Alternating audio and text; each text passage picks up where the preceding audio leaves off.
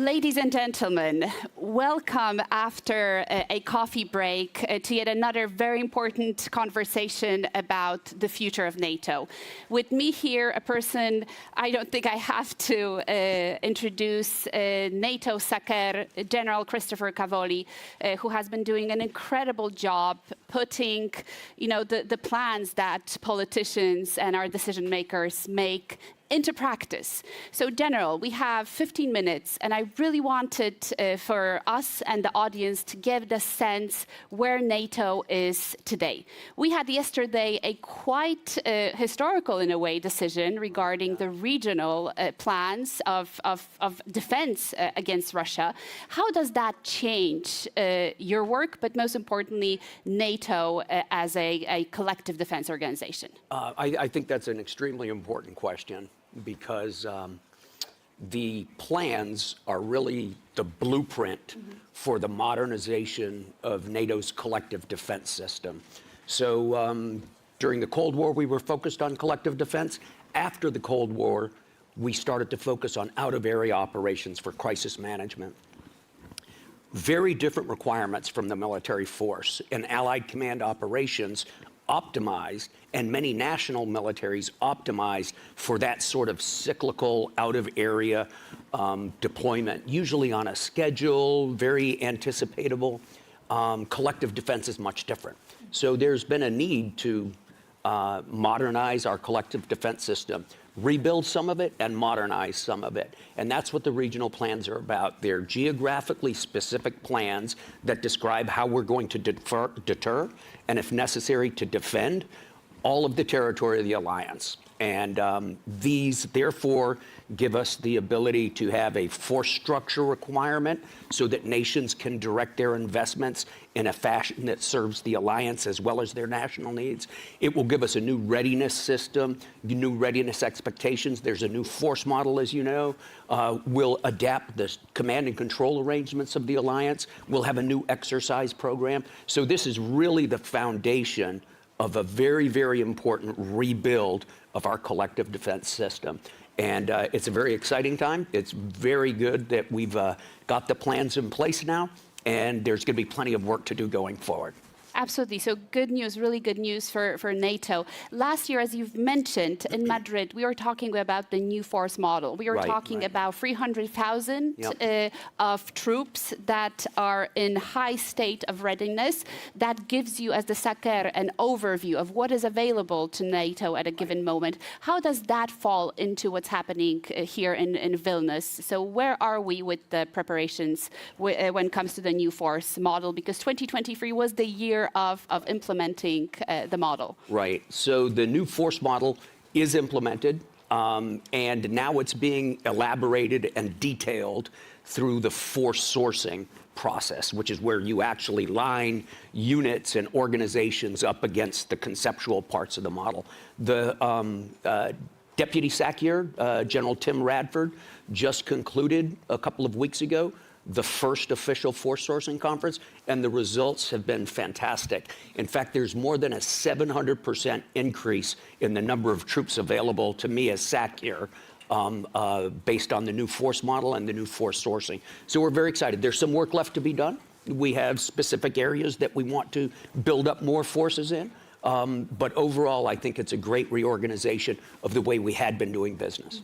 Is there any area you feel there's still challenges or things to do here? Sure, there are always challenges, things that we have to do better. One would be our logistics systems. We probably have to optimize our logistics for large-scale, simultaneous maneuvers. That's not the sort of logistics system we needed during Afghanistan, for example. So things like that will have to be updated.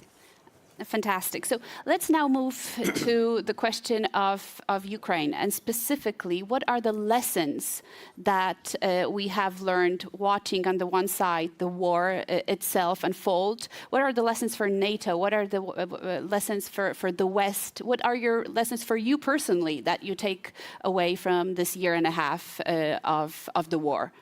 You said we only have 15 minutes. Let's try and free. the conflict in Ukraine is a tremendous, tremendous fountain of lessons, both positive and negative lessons for us to learn. We study it very, very closely.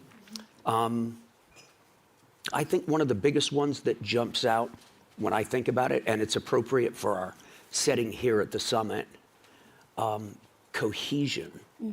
So the way Ukraine came together, almost surprisingly, right?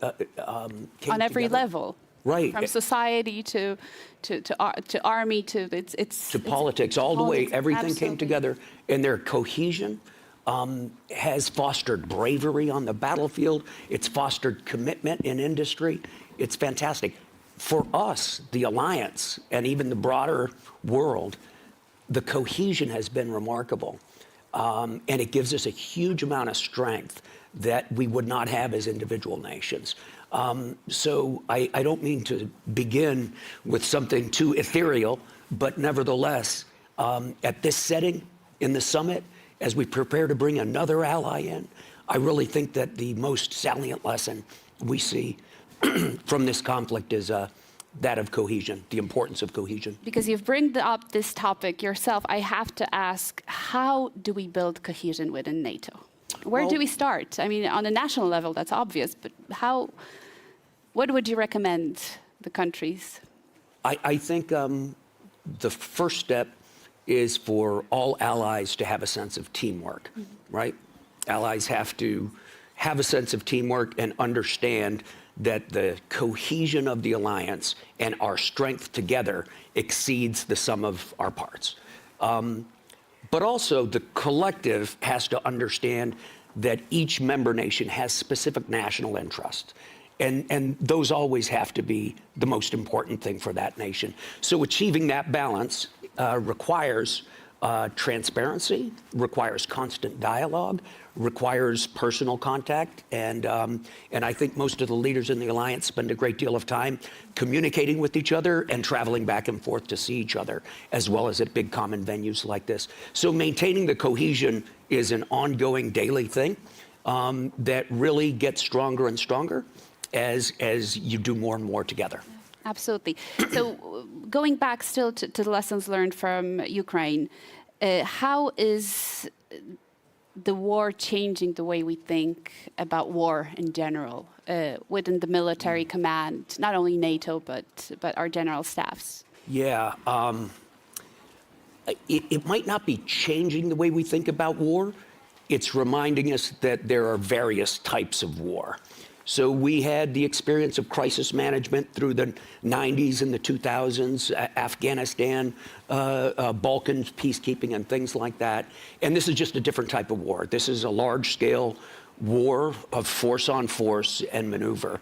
And it reminds us some very important things. First of all, the unbelievable destructive power of modern militaries is something we have to take into deep consideration. It should make us reluctant to go to war and eager to find ways to deter war, which is one of my principal jobs, of course. We discovered that the scale of the conflict requires an industrial base that is robust and responds with elasticity to surges in demand. That is a real lesson from this war. We see that a war like this requires highly trained people. As complex maneuvers are attempted and as complex modern warfare is waged in high pressure, high tempo operations, you really need professionals. And here I think we see one of the big advantages of the military forces of our alliance. Our people are of the highest caliber and the level of their training is spectacular. Absolutely. Do you feel Russia is deterred? Do I feel Russia is deterred? Yes. I believe that we have accomplished so far our mission of deterring Russia from laying a finger on any part of this alliance, to include right here in Lithuania. Excellent, thank you. And before we wrap up, because we have a few more minutes left, I wanted to ask you, what does also yesterday's announcement of Sweden and the previous Finnish accession mean for NATO? How would you comment these enlargements? I think they're terrific news. I was extremely gratified last night to receive the news about Sweden. I'm very, very excited about that. From a military perspective, first of all, both countries bring very capable militaries into the alliance immediately.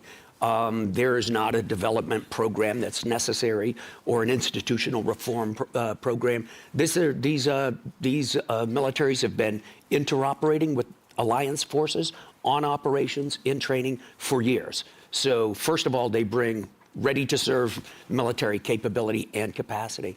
The second thing they bring is a new geography to the northern part of our area of responsibility. The Baltic Sea is now a very different place because it's surrounded by NATO nations with strong navies and strong militaries. So I think those two things right there are just enormous advantages that come in right away. Yeah. And I can confirm I've just returned from Visby, and the feeling that the control over the Baltic Sea now lies in NATO hands is a very optimistic feeling in Sweden and in Finland. Absolutely, absolutely. And my last question would be, of course, about the 360-degree idea. What does that mean in an era of systematic rivalry? We also have here a number of countries, partner countries, coming from the Indo-Pacific. We have Australia and New Zealand that we welcome. What does it mean for NATO, really, in this new system?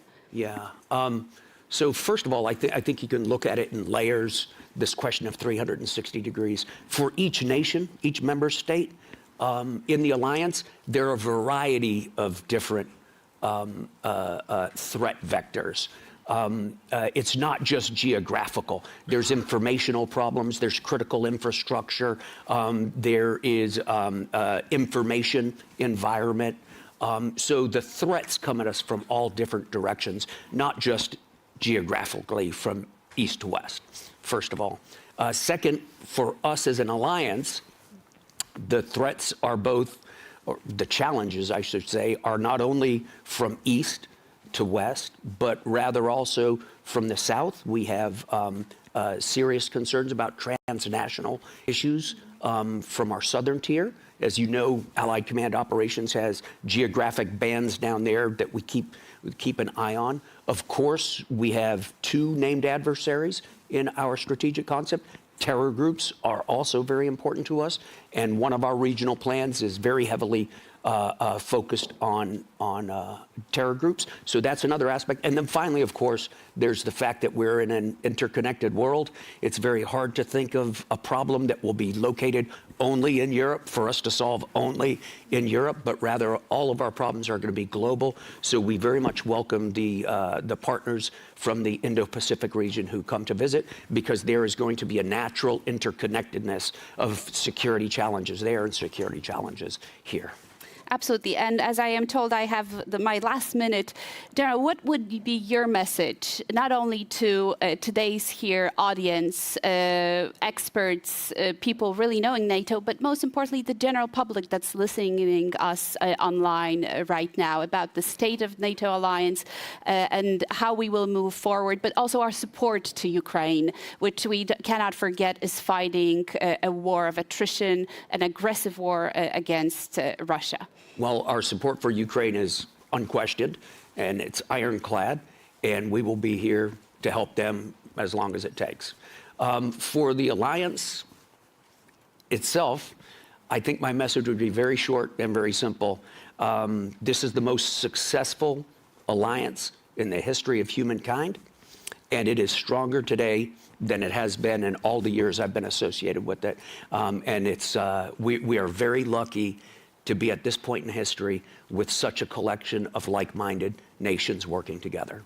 Thank you very much, General. On this very optimistic note, let's give a big round of applause to General Cavoli.